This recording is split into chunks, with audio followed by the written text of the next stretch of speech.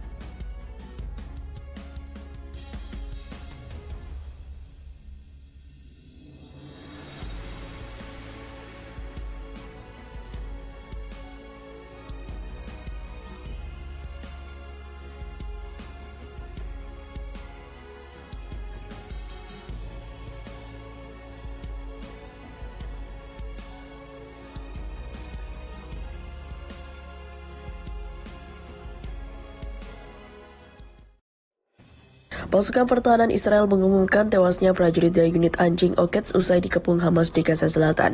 Selain tewasnya tentara tersebut, terdapat 12 tentara Israel lainnya yang terluka imbas perang sengit dengan Hamas tersebut.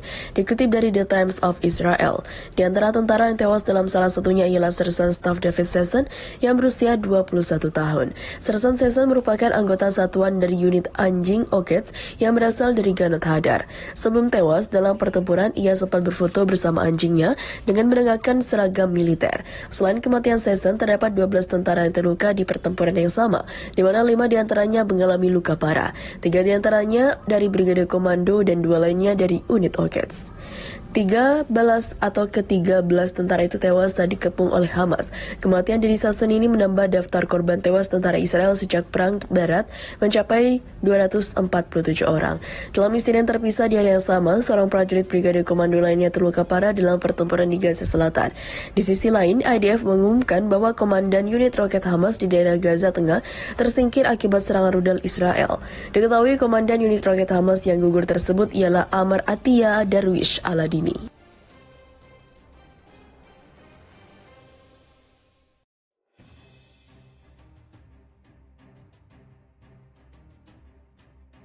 Seorang pejabat Hizbullah mengeluarkan ancaman terhadap Israel tersebut sudah kemampuan rudalnya menjangkau seluruh Israel. Sementara itu, pertempuran sengit terjadi di Gaza bagian selatan. Tank-tank IDF hancur, tentara Israel panggil bala bantuan di gerbang Al-Zaitun. Seorang pejabat senior Hizbullah mengancam bahwa rudal kelompok mereka dapat menjangkau seluruh wilayah pendudukan Israel, tidak hanya wilayah utara. Hassan Fadlah, yang juga anggota parlemen Lebanon, mengatakan dalam sebuah wawancara dengan outlet Al Jazeera, Israel tidak dalam posisi untuk menentukan persyaratan. Setiap titik di Israel berada dalam jangkau rudal Hizbullah. Kelompok perlawanan telah mempersiapkan semua skenario dan untuk siap menghadapi kemungkinan terburuk. Pernyataan Fadlah muncul saat bentrokan antara Hizbullah dan pasukan pertahanan Israel semakin sering terjadi dan mematikan analis pakar. Seth Jeffress, seorang jaksa dari Foundation for Defense Democracy, lembaga penelitian yang berbasis di Washington DC, yang berfokus pada keamanan nasional dan kebijakan luar negeri, memberikan tanggapan mengenai pertempuran antara Hizbullah dan juga Israel. Ancaman berkelanjutan Hizbullah yang menargetkan seluruh wilayah pendudukan Israel dengan rudal menunjukkan betapa mengerikannya kelompok yang diduduki Iran itu, ujarnya. Hizbullah telah menimbun sejumlah besar roket drone bersenjata, rudal anti-tank dan juga amunisi bermadu presisi dalam beberapa tahun terakhir.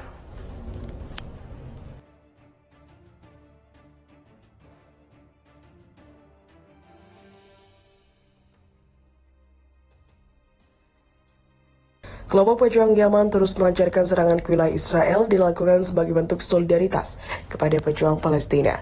CNN mengutip seorang pejabat Amerika mengkonfirmasi aksi Houthi tersebut.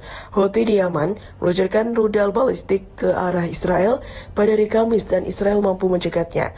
Houthi juga menembakkan 2 rudal balistik anti kapal pada Kamis pagi dan menghantam sebuah kapal komersial di Teluk Aden, ujar pejabat Amerika. Sebuah kapal kargo milik Inggris yang berbendera pulau mengalami kerusakan ringan setelah 2 rudal balistik diluncurkan dari wilayah yang dikuasai Houthi di Yaman dan menghantam kapal tersebut. Pejabat Amerika tersebut menyatakan bahwa setidaknya ada 1 orang luka ringan dan sejak itu kapal tersebut melanjutkan rutenya ke tujuannya. Pada Kamis, media Israel melaporkan bahwa sirine berbunyi di kota Eilat, menyusul ancaman rudal yang diyakini berasal dari Yaman. Dilaporkan bahwa rudal permukaan ke permukaan ditembakkan ke arah Eilat, tetapi berhasil dicegat oleh sistem Arrow.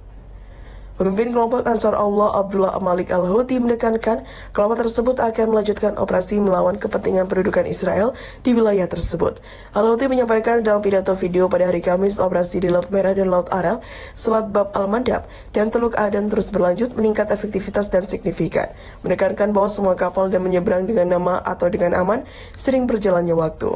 Al-Houthi juga mencatat bahwa Amerika gagal dalam menghadapi operasi kami di laut karena mereka tidak mampu mencegahnya, juga tidak mampu menghalangi atau membatasinya. Dia menekankan bahwa posisi maritim Houthi telah menghentikan 40% lalu lintas komersial maritim dan juga berdampak pada penyusutan perekonomian dan penurunan ekspor. Pemimpin tersebut juga menunjukkan bahwa kelompok Yaman telah menggunakan senjata kapal selam dalam operasinya. Al-Houthi meluncurkan pidatonya dengan menegaskan mereka akan memberikan perlindungan bagi setiap kapal yang membawa bantuan kepada rakyat Gaza. Dalam solidaritas dengan Gaza yang sedang menghadapi perang genosida Israel dengan dukungan Amerika, kelompok Houthi menargetkan kapal kargo Israel dan kapal-kapal yang telah terkait atau terkait dengan mereka di Laut Merah. Amerika melancarkan banyak serangan tersebut dalam situs-situs Yaman.